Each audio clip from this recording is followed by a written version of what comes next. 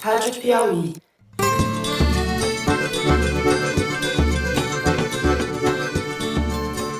Olá, sejam bem-vindos a mais um Foro de Teresina, o podcast de política da revista Piauí. De vez em quando a pesquisa não é política, né, há uma tendência de fazer a coisa certa, né, uma tendência. Olha o Datafolha, alguém acredita no Datafolha? Você acredita no Papai Noel?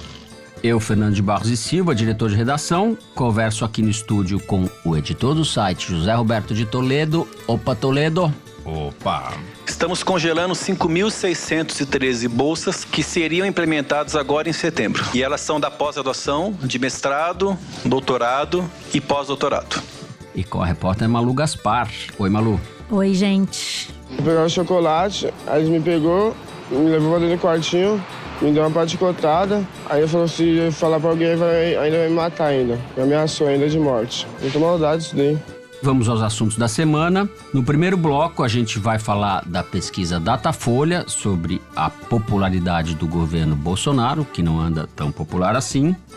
No segundo bloco, vamos tratar do desmonte que está sendo promovido nos órgãos de fomento à pesquisa no país e dos impactos que isso tem sobre a ciência praticada no Brasil. Por fim, no terceiro bloco, ladeira abaixo, a gente vai falar das milícias, da Polícia Federal e de um caso de barbárie revelado essa semana num supermercado de São Paulo. É isso, vem com a gente.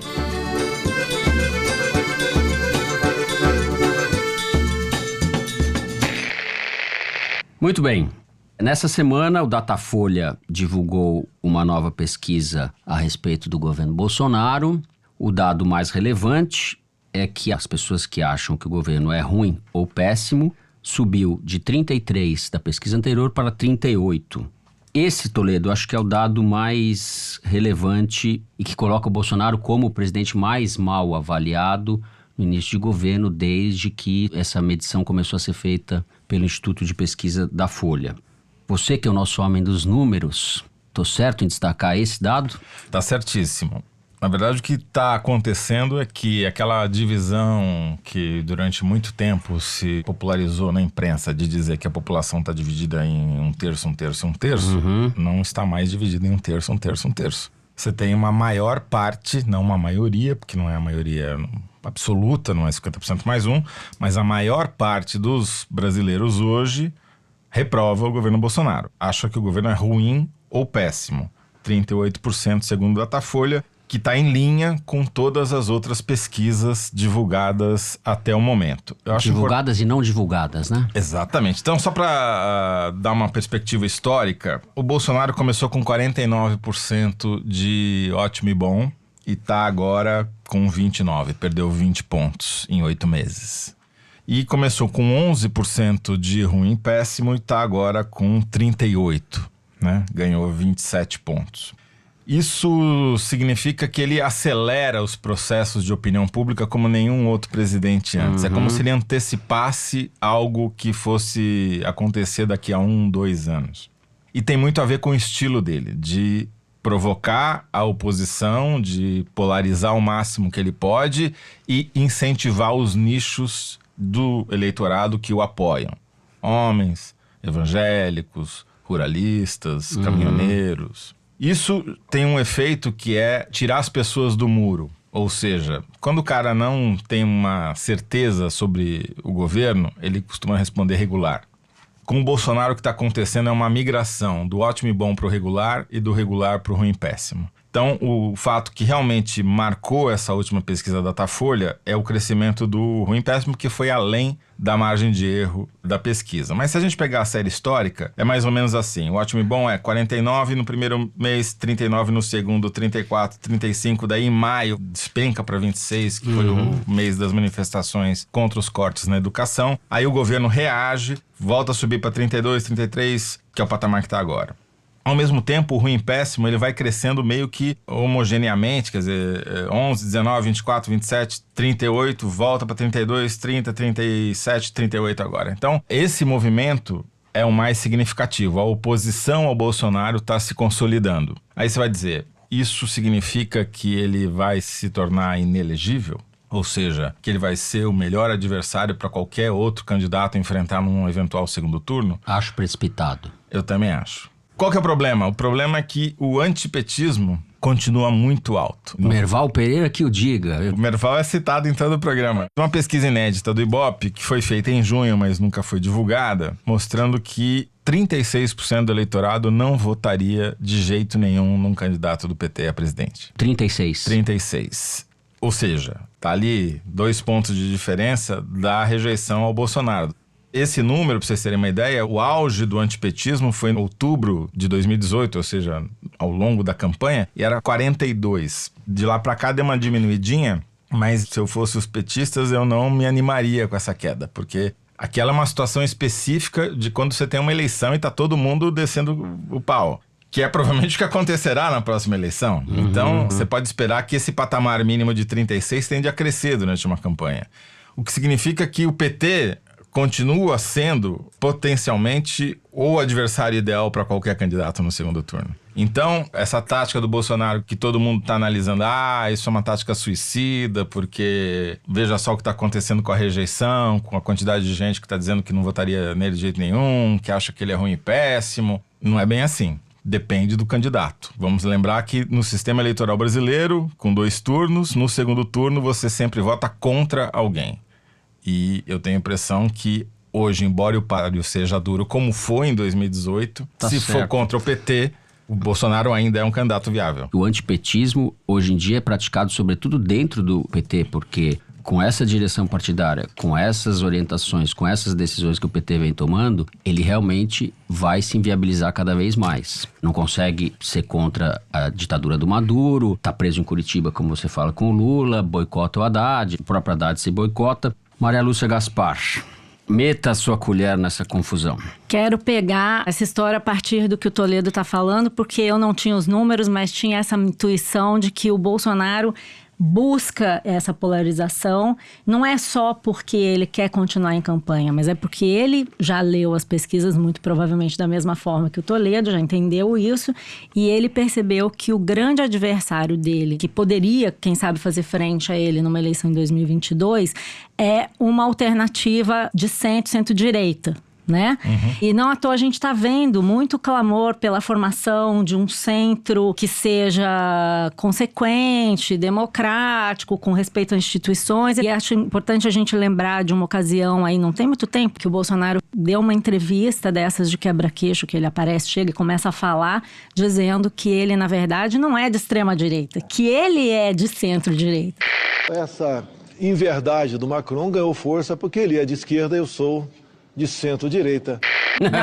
Praticamente o Bolsonaro se declarou um isentão. É uma coisa que eu não entendi muito bem, mas que fica evidente quando você coteja todos esses dados, porque obviamente para o Bolsonaro é mais confortável continuar disputando com o PT. E aí eu acho que a pesquisa mostra uma coisa que é interessante mencionar, que 26% dos eleitores do Bolsonaro já se arrependeram, né? Existe um nível ali de arrependimento. 74% dos eleitores continuaria votando nele nesse momento, 26% se arrependeram, segundo o Datafolha. Uma parte disso migra para o Haddad, mas outra parte não.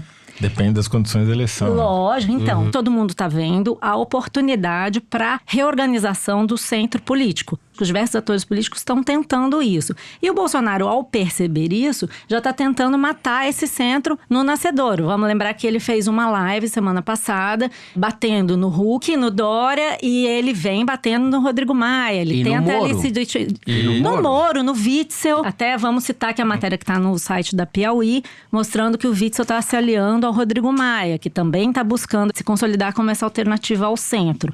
Então, o Bolsonaro entendeu isso, quer matar o centro, e agora que a gente tem que observar, que talvez possa mudar esse cenário para 2022, é se vai realmente emergir uma liderança de centro que possa galvanizar esse eleitor que está hoje perdido, se arrependeu de ter votado no Bolsonaro e que muito provavelmente votou no Bolsonaro pelo antipetismo que o Toledo está citando, Exatamente. né? Surgiu uma grande oportunidade, né? E tá todo mundo se mexendo, né, Malu? Porque concordo com o cenário que você... Aliás, tô até emocionado. Nós estamos tão amigos hoje, né? Vocês Ai, podem não ver sei, pelo áudio que eu tô arrepiado. Deu mas... match. Eu não ia falar nada. Tem a match. formação de um centro jornalístico aqui.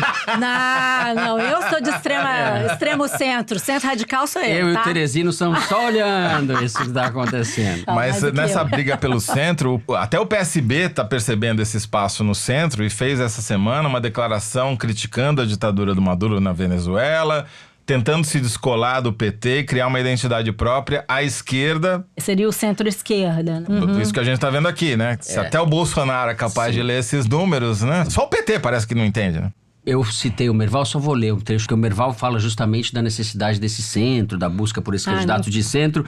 Ele fala, não por acaso, portanto, o presidente Bolsonaro começa a bombardeá-lo, Huck, e ao governador João Dória, com supostas irregularidades como utilizar financiamento do BNDES para a compra de jatos particulares. Negócios perfeitamente normais e estimulados pelo Banco de Desenvolvimento para dar apoio à Embraer. Então o Merval já está se colocando ali entre o Dória e ele elogia o Moro, também coloca o Moro como candidato de centro. São os três nomes que estão postos aí pela direita. Mais o Witzel. O Huck, para mim, é o comunista por enquanto. O comunista da eleição é porque ele tá mais à esquerda? Tá mais Você acha? esquerda. Não, ele se coloca mais. Ele tá fazendo um discurso, falando de educação, preocupação com a desigualdade. Morando onde ele mora, ele não pode ser candidato de esquerda. Comunista mas de sapatênis. Fala aí onde ele mora, pro Camisa nosso polo, ouvinte. sapatênis. Casa no Joá, que é um É. bairro privilegiado aqui com uma vista muito bonita do Rio de Janeiro, uma propriedade bastante extensa, num terreno muito valorizado. Dá para inclusive fazer uma reforma agrária ali. Exato, começa em casa.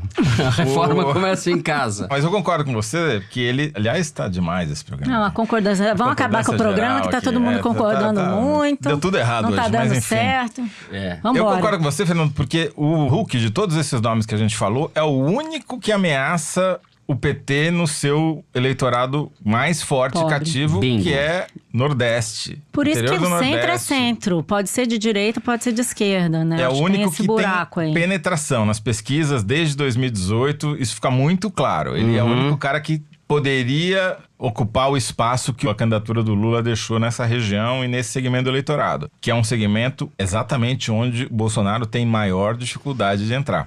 Pobres e do Nordeste E terá mulheres. mais ainda, né? Por conta Cada vez da mais. falta de crescimento. É, exatamente isso. Só faltou dizer que daqui até a eleição tem um componente que a gente não analisou, que é a economia. Se ela não andar, não der sinais de recuperação claros, e aí é o efeito no bolso das pessoas, delas sentirem que têm capacidade de gastar, perderem o medo de ficarem desempregadas, aí ele tem viabilidade. Se não, duvido. Poxa, eu tinha esse comentário aqui pra fazer. Muito bem. Ele não só concorda comigo, como ele rouba meus comentários. Eu nunca me senti tão excluído desse programa. Muito bem. Vem, amigo. O primeiro bloco fica por aqui. No segundo bloco, a gente vai falar sobre o desmonte da ciência no governo Bolsonaro.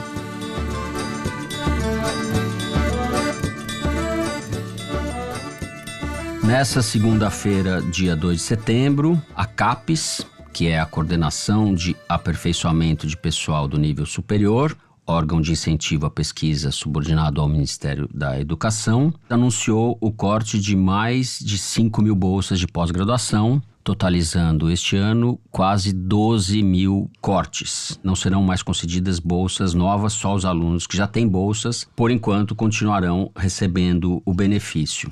Ao mesmo tempo, o CNPq, que é o Conselho Nacional de Desenvolvimento Científico e Tecnológico, vinculado ao Ministério da Ciência e Tecnologia, anunciou que não sabe se vai conseguir pagar os seus pesquisadores a partir desse mês. O CNPq distribui mais de 80 mil bolsas, cerca de 84 mil bolsas. Tem uma série de bolsas diferentes, mas a crise no CNPq é bastante grave também.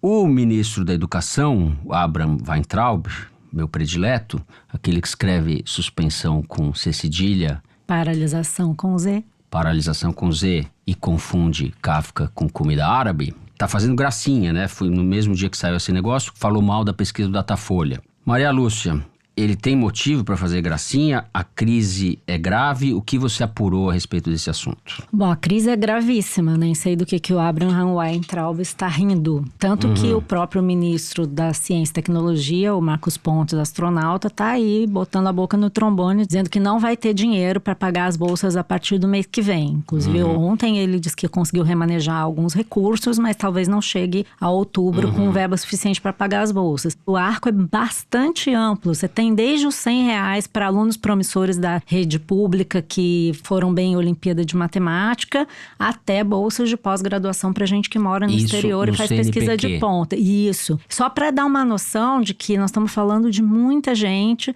e muitas pessoas para quem essas bolsas são fundamentais. Do contrário, elas não conseguem nem sobreviver. Caso, por exemplo, dos estudantes de matemática.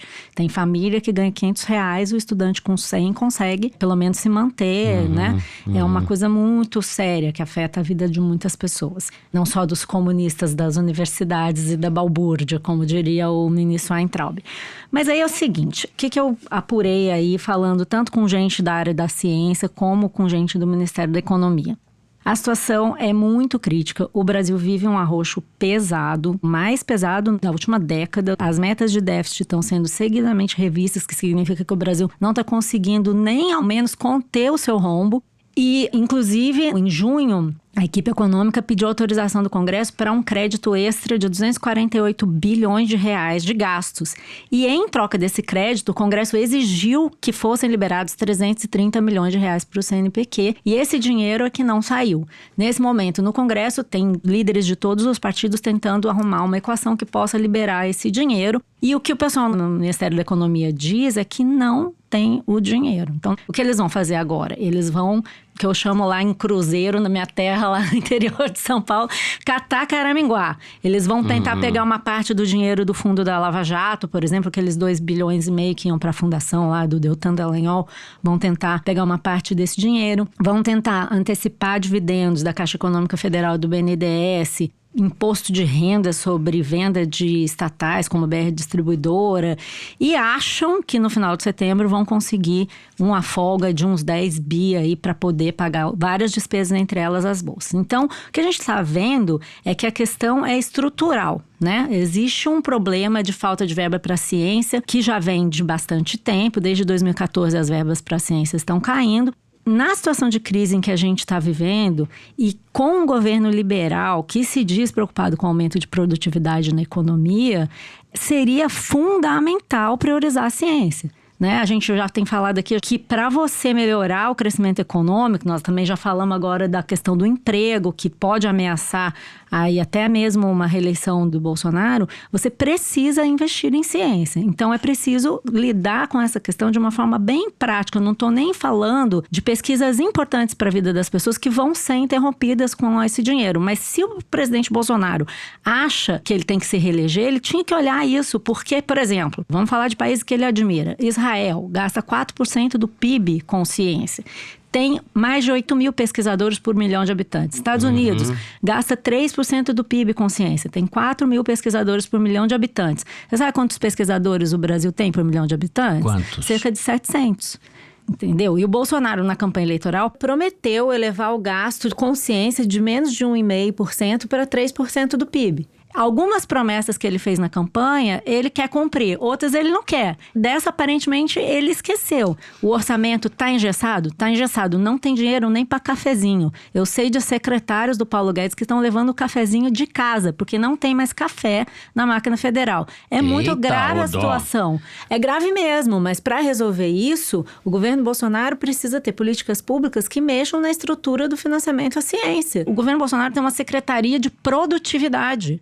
Ele precisa olhar a ciência não como uma questão de se está inventando dado do desmatamento. É uma questão séria, é importante, as pesquisas são importantes. Queria dar um exemplo. Saiu ontem uma nota muito interessante no blog do Gabriel Alves, que é um repórter de ciência da Folha de São Paulo. Ontem, terça-feira, para nós, né? Na qual ele conta como uma pesquisa financiada, entre outras fontes, por bolsas da CAPES e do CNPq, descobriu uma provável causa da incidência exagerada de microcefalia provocada pelo vírus do Zika no Nordeste.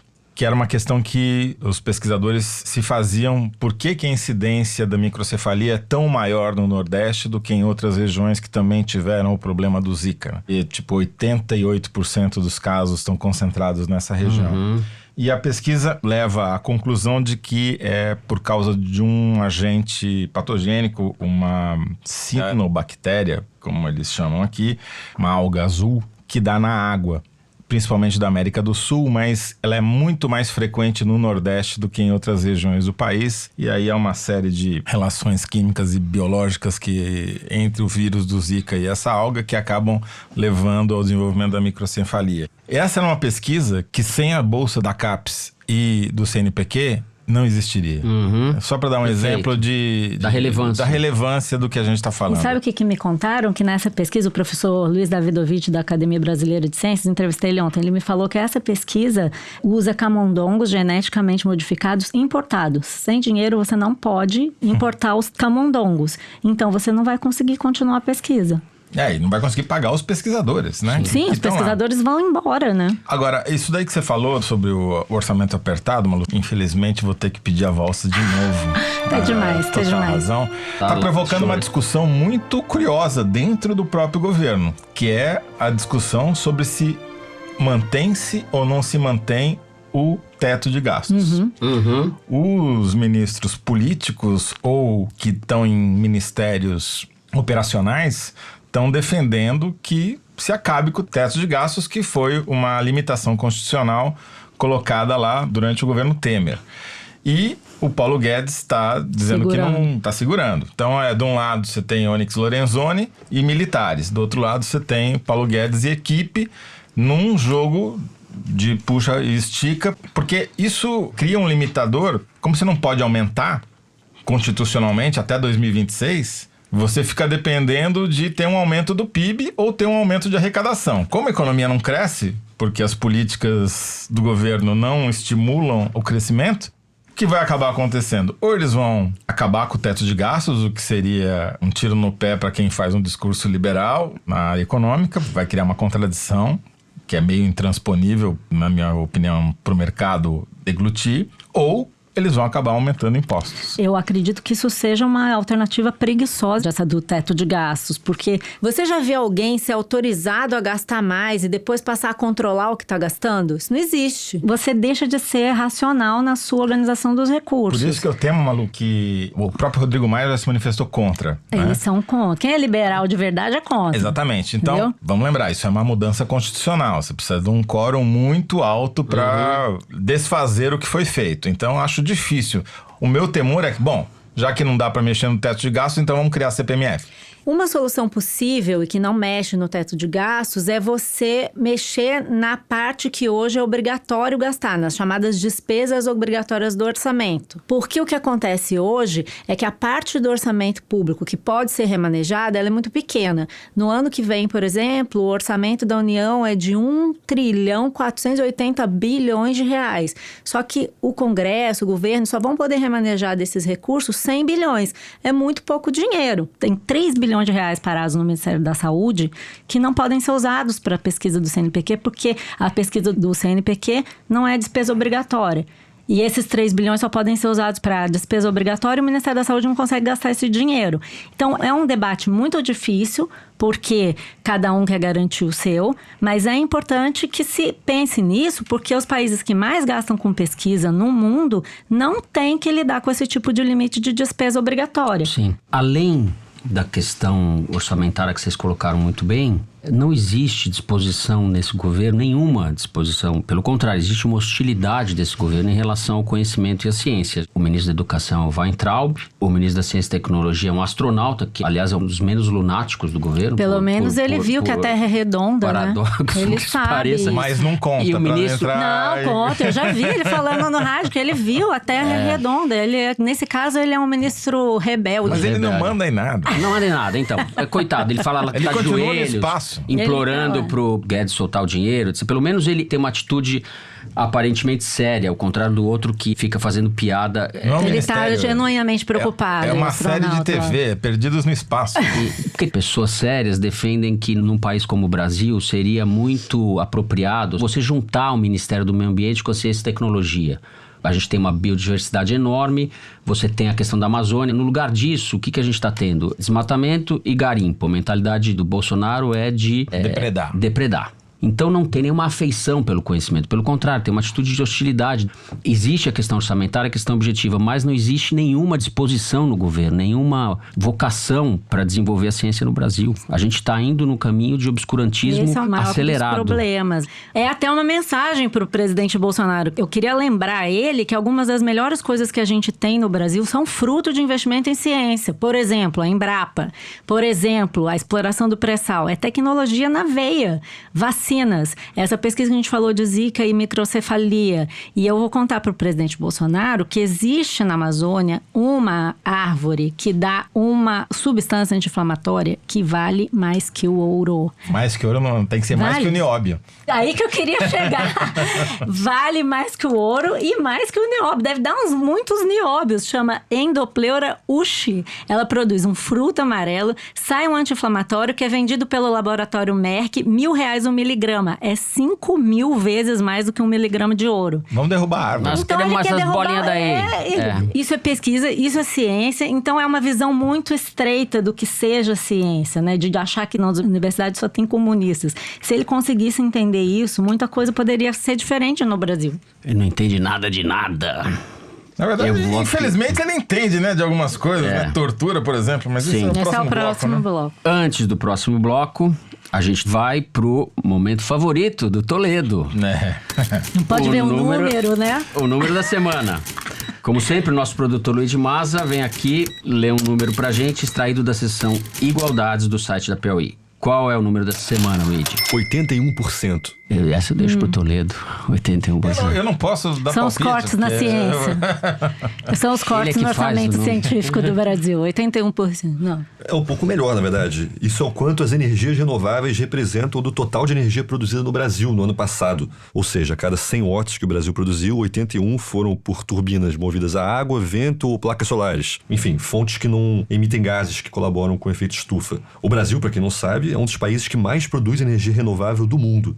Esses 81% que a gente ostenta são mais ou menos 4 vezes a média mundial de consumo desse tipo de energia, segundo os dados da Agência Internacional de Energia. Isso aí é hidrelétrica praticamente, né? Como a gente quase esgotou a capacidade hidrelétrica, a nossa matriz sujou nos últimos anos. Em 1995, 94% era fontes de energia renovável e isso caiu agora, como o Luiz falou, para 81%. Por que isso aconteceu? Porque a gente começou a queimar combustíveis fósseis nas termoelétricas, porque faltou energia quando o país cresceu.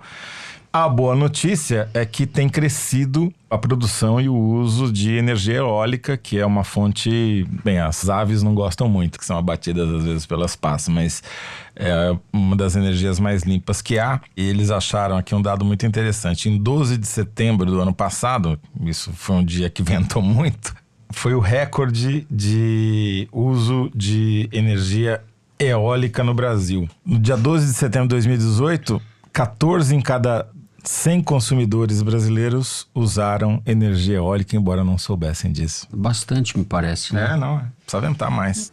Muito bem, passamos agora para o terceiro bloco do programa. Vamos falar de milícia, de Polícia Federal e de barbárie. É sempre o governo Bolsonaro que está na pauta. Vem com a gente.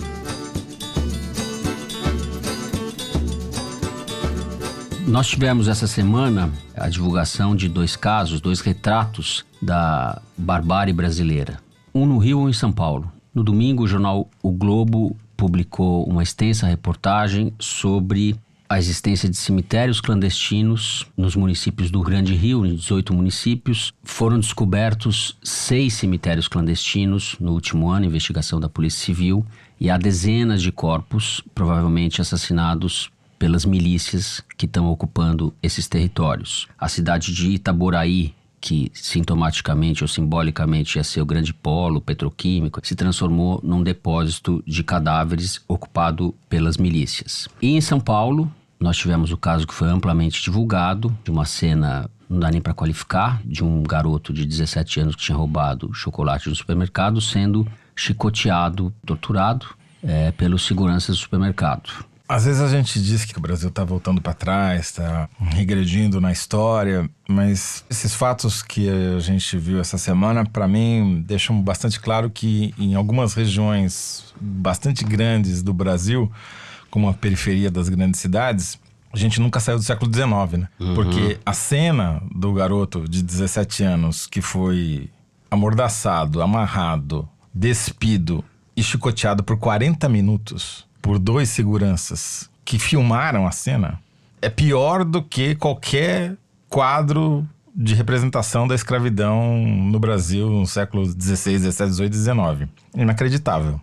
Pela força da imagem e do som, né? Os grunhidos que ele faz porque estava amordaçado são... não tem adjetivo para descrever. Sim. Né?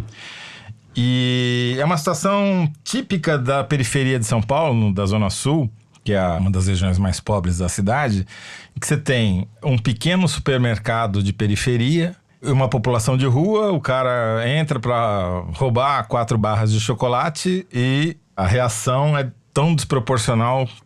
E quando você publica isso no Twitter, há uma quantidade imensa de pessoas que defendem os torturadores, que acham que aquilo é merecido, que é isso que tem que ser feito. Então, não só a tortura continua existindo e a cena remete à escravidão, é impossível não fazer esse paralelo, como a defesa dela e a justificativa, a racionalização em cima é cada vez mais explícita. As pessoas perderam de fato a vergonha, né? Como juntar isso com a notícia levantada nas reportagens do Globo, que merece muitos elogios, sobre os cemitérios clandestinos na periferia do Rio? Porque é a mesma coisa, é o mesmo tipo de população que está sendo vítima de um extermínio que não está virando nem estatística mais. Porque uma das razões para você ter uma queda do número de homicídios é que os corpos não aparecem. Se os corpos não aparecem, não computam como assassinatos. E a lógica é a mesma, né? Esses seguranças, entre aspas, é lógica miliciana, né? Você tortura, pune... Ocupa um lugar do Estado, né? Ocupa o lugar do Estado. O que me preocupa nesse cenário é você ter hoje um presidente da República que diz que vai fazer indulto, por exemplo, para policiais que mataram no Carandiru ou no massacre de Carajás. Não porque ele vai fazer isso, porque ele não pode, né? Ele só pode fazer indulto para pessoas que estão presas com crime transitado em julgado. Que é indulto de Natal, né? Você indulto de Natal, mas ele disse na última live dele que ele daria indulto a esses policiais e que as pessoas se surpreenderiam com as pessoas que receberiam um indulto no governo dele, e se ele pudesse, ele liberaria os policiais que mataram os presos do Carandiru ou os mortos de Eldorado do Carajás. Esses ele não pode, porque os crimes não estão transitados em julgado, então pela regra ele não poderia libertar esses policiais presos. Mas a questão não é essa, a questão é que está legitimado hoje no Brasil um discurso de que é bom matar bandido, que as milícias são boas. É um desrespeito total ao sistema legal, da forma como ele deve ser. Lembra como ele reagiu à chacina em Altamira, Sim, que foi a última? Né? Que é isso aí. Pergunta o que as mães das pessoas que foram roubadas, assaltadas ou mortas por aquelas pessoas sentiram e tal. É como se fosse justificável as milícias existirem da forma como elas existem, né? E o que mais me preocupa é o fato de que está se tornando legítimo e está sendo promovido por políticos de diversas matizes, por razões populistas ou por convicção mesmo. A gente vê o que acontece aqui no Rio de Janeiro com o governador Wilson Witzel. Isso é muito perigoso, porque quando um aparato de segurança paralelo, como são as milícias, se infiltra no Estado, como é que você vai coibir? De que forma você pode limpar o Estado do crime, né? Eu acho que o crime misturando com o Estado, e ainda mais num contexto de desmonte dos órgãos de controle, né? Porque você precisa de alguém que controle, impeça o avanço do crime nas estruturas do Estado. Né? A milícia nada mais é do que isso, é um parasita que vai tomando o Estado. O crime vai tomando o Estado até que você não consiga mais diferenciar uma coisa da outra. E mesmo que o presidente da República não tenha prova cabal de envolvimento com a milícia, apesar de ser vizinho, da mulher ser sobrinha e, enfim, de ter funcionários de gabinete ligados à milícia, o discurso que ele faz é o discurso de guerra PPP, contra os pretos, pobres e periféricos. No fundo é Eu isso. acho que não é nem uma questão de olhar se ele tem ou não tem relação. A questão que, como governante, ele tem uma responsabilidade pelo que ele diz, embora ele não considere isso. O fato dele estar dizendo que podemos matar todo mundo, né? Morrer igual barata, como ele já falou, que é a uma origem- coisa... A origem dele, a origem política dele acaba Esse é o público expressando dele, esse né? discurso. Ele Esse é o conviveu público. com essas pessoas a vida inteira. Sim. E, na verdade, ele é a expressão de um discurso que é anterior a ele. Você veja que o assassinato da Marielle, que ninguém consegue resolver, tem relação com Tem. a expansão Deixa eu- das milícias na política do Rio, né? Existe uma situação, não vou dizer uma guerra interna na Polícia Federal, mas uma situação de muito mal-estar com o que está acontecendo. Vamos recordar que há poucas semanas o Ricardo Saad, que era o superintendente da Polícia Federal aqui do Rio, saiu, tá lá o interino. Tássio Musi. E vai ser substituído, a gente não sabe se pelo superintendente de Pernambuco, que era o que o Maurício Valeixo, o diretor-geral, queria. O Bolsonaro tinha falado que ia colocar o superintendente do Amazonas. Criou uma crise na Polícia Federal. E a cada momento ele diz uma coisa. Tem hora que ele diz que vai manter a indicação do Valeixo. A saída dele, alguns dizem que já estava planejada, mas as investigações da Polícia Federal a respeito do assassinato da Marielle são muito comprometedoras para a Polícia Civil do Rio. E esse teria sido um dos motivos, ou seja, a PF fez o trabalho direito, trabalhou como se deve, e em função disso o Ricardo Saad está sendo penalizado ou está sendo punido, e a gente sabe com quem eles estão mexendo. Que significa fazer com o milícias. trabalho direito, Exato. né? Significa atingir a base eleitoral do bolsonarismo. O Bolsonaro, em entrevista à Folha, que foi publicada nessa quarta-feira, o título é: para Bolsonaro, o PF precisa dar uma arejada e reação à mudança é babaquice, palavra dele.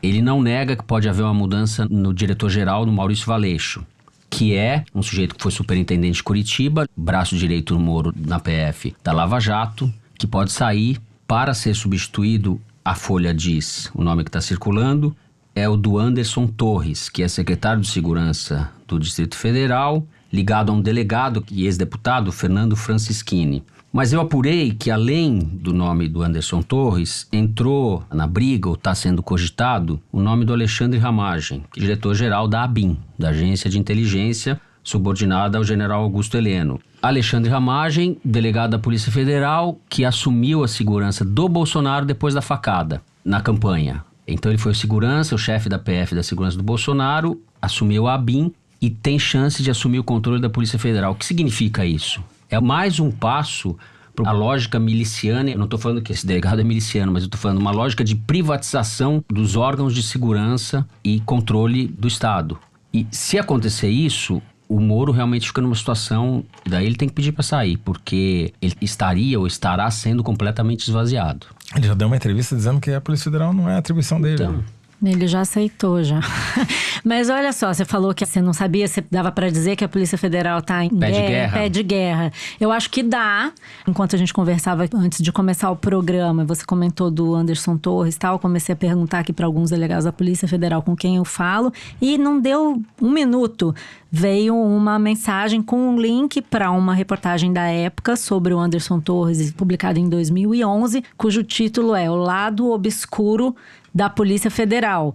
Uma história muito enrolada, mostrando que o Anderson Torres resolveu investigar por conta própria um crime que não é atribuição da Polícia Federal, um assalto à casa de um colega, e depois acabou sendo acusado pelo próprio Ministério Público de fazer o quê, Toledo? Sessão de tortura e espancamento aos ladrões pra presos. sala dos fundos do supermercado. Isso. Não só a denúncia é antiga e grave, como também isso está circulando nas listas de WhatsApp dos delegados da Polícia Federal. Então, eu acho que isso é uma mostra de como eles estão tensos e sensíveis a esse tipo de manifestação do presidente Bolsonaro. Sobre o Ramagem, que você mencionou, que é um delegado da Polícia Federal, que passou a fazer segurança do Bolsonaro depois da facada, ele é uma das pessoas que o Bolsonaro colocou no próprio Palácio do Planalto. De início, até o próprio Carlos Bolsonaro queria fazer um serviço de investigação paralela.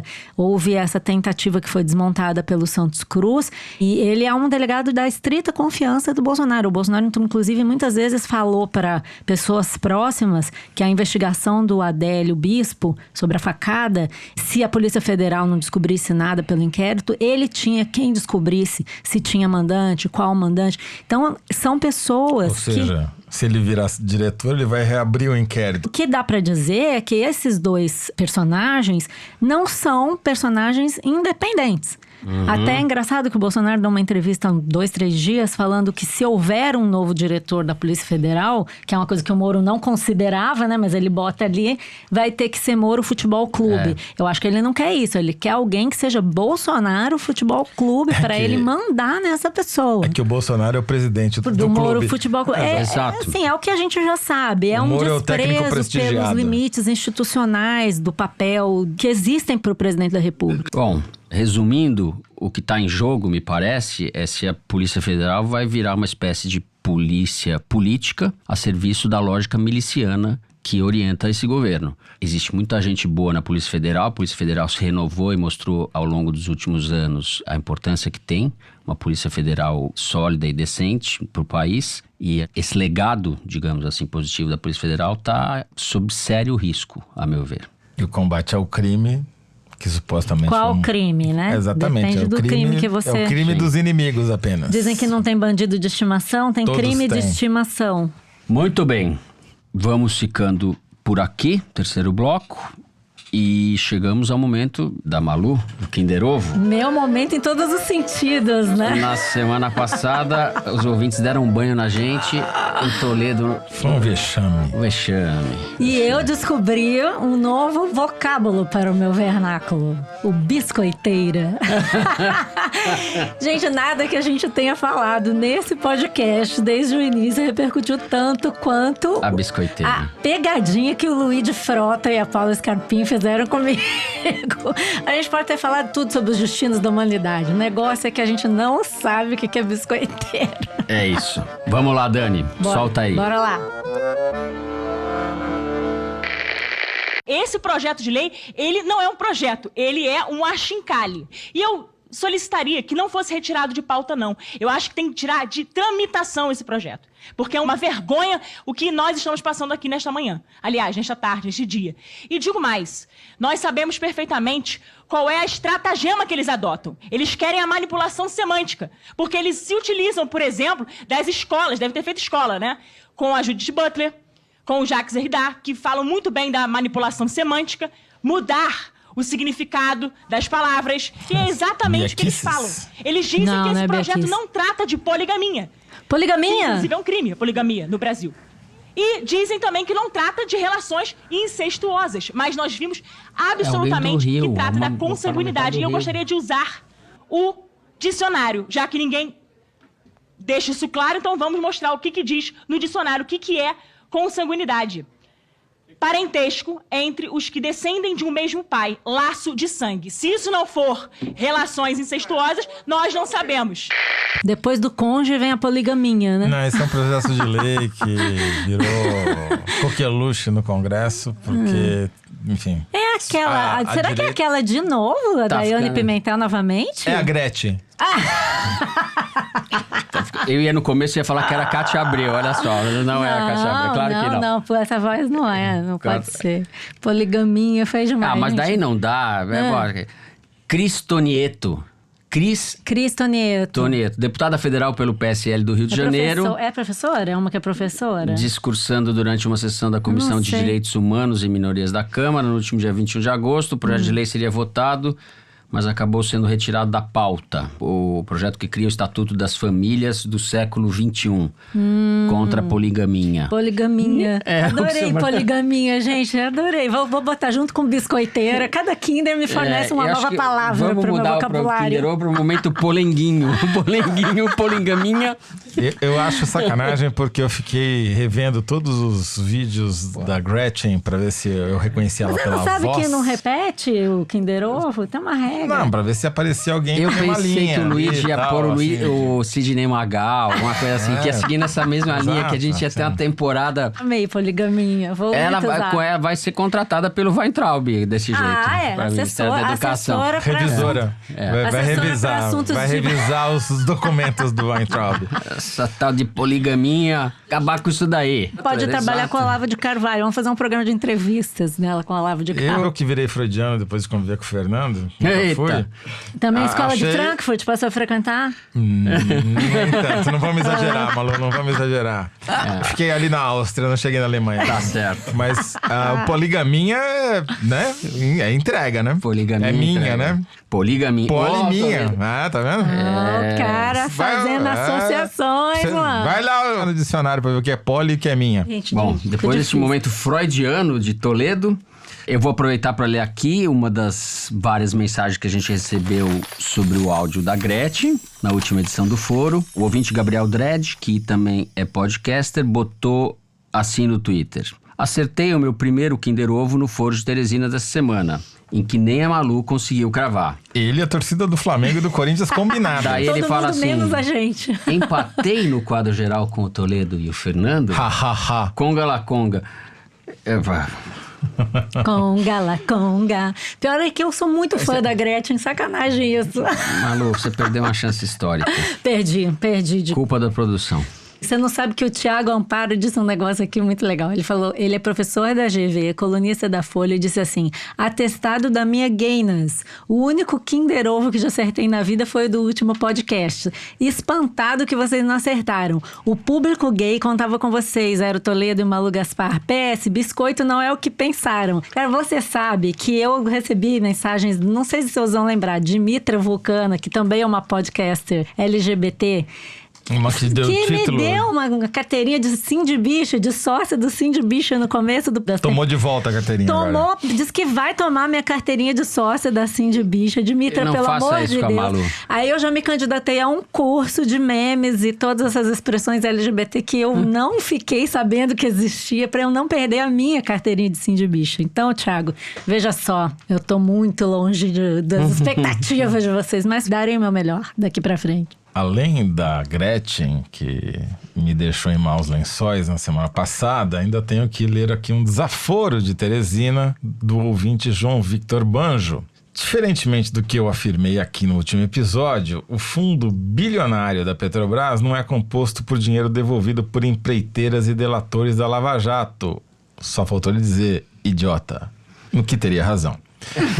Diz ele: o dinheiro é do caixa da Petrobras, que celebrou acordo com as autoridades dos Estados Unidos para encerrar as investigações contra a Petrobras, porque ela é infratora sob as leis dos Estados Unidos. Ou seja, esse dinheiro não é dinheiro recuperado pelas investigações, como eu dei a entender, mas sim uma multa que deveria ser paga pela Petrobras dos Estados Unidos, mas que as partes concordaram em deixar o dinheiro no Brasil, para convergir para o interesse público brasileiro. Então tá aí, João Vitor. Eu reconheci na hora, quando ele fez lá no Twitter a correção, estou aqui fazendo de público. E da próxima vez pode usar o idiota que eu aceito.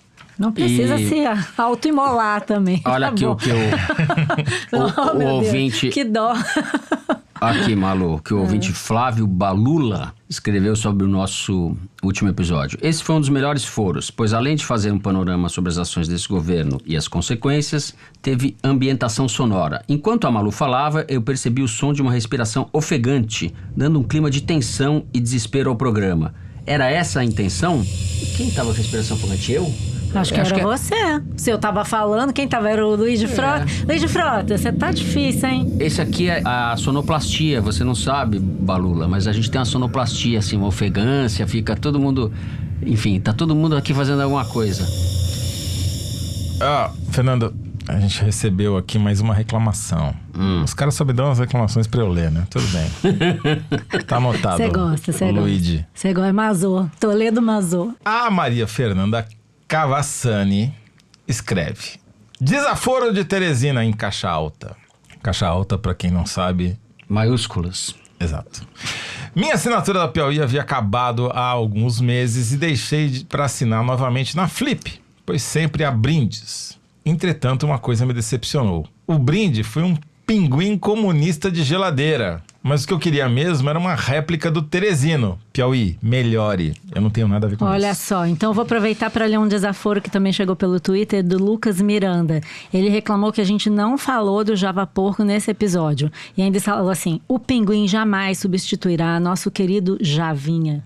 Entendeu? Então, já que tá todo mundo reclamando, eu recebi aqui um tweet do Diego Rabatoni. Fala, Diego. com uma foto que ele tirou numa viagem a Florença, em que ele está alisando a estátua de Teresino em bronze. Vocês estão... é a cara do Na Itália? Teresino. Deixa Na eu ver. Itália, olha Em aí. Florença, tem lá em Florença, Michelangelo, não sei o que lá. Na porta de um restaurante, isso não? daqui Será que não? é a prova de que Florença faz parte da Grande Matão. Claro, Tá claro. aqui, tem estátua mostrando isso. Em homenagem à minha diva Gretchen, vou ler o comentário do Guzmão Boy, que falou que acertou o Kinder Ovo e tal, e ainda escreveu assim no final: espero ganhar um biscoito e ter o meu comentário lido na próxima edição. Então, que agora que eu sei tudo de biscoito, biscoiteiro e tal, um beijo pra você, Guzmão Boy, que assina no Twitter como Mangue Money Boy. Biscoito pra você. Eu tô estupefato com essa foto do Teresino em Florença. O que é a Catedral do Brunelleschi, o Diante Davi, os quadros do Botticelli diante do Teresino? Não é nada. Davi? Essa, cara. Davi, aquele desnudo? Pasmo, pois. Pequeno então desnudo. terminamos o programa assim, em Florença com o Teresino. Comendo biscoito. A gente fica por aqui. O Foro de Teresina é uma produção da Rádio Novelo para a revista Piauí. A nossa diretora é a Paula Escapim. Os nossos produtores são Luiz de Maza, a Mari Faria e a Ana Carolina Santos. A Júlia Sena grava o vídeo do Foro Privilegiado, o teaser que a gente publica toda semana no YouTube e nas redes sociais da Piauí. A edição do programa é da Mari Romano e da Evelyn Argenta. O João Jabassi faz a finalização e a mixagem do foro, além de ser o intérprete da nossa melodia tema, composta por Vânia Salles e Beto Boreno. A responsável pela coordenação digital é a Kelly Moraes. O Foro de Teresina é gravado no Estúdio Rastro, com o Dani Di. Eu sou Fernando de Barros e Silva. Agradeço mais uma vez a companhia de Malu Gaspar Tchau, gente. e José Roberto de Toledo. Como diriam lá na Grande Matão, tchau, Bambini. Bambini. Como é que faz a Gretchen? Depois dessa eu não vou falar nada. Até a semana que vem. Conga, la conga.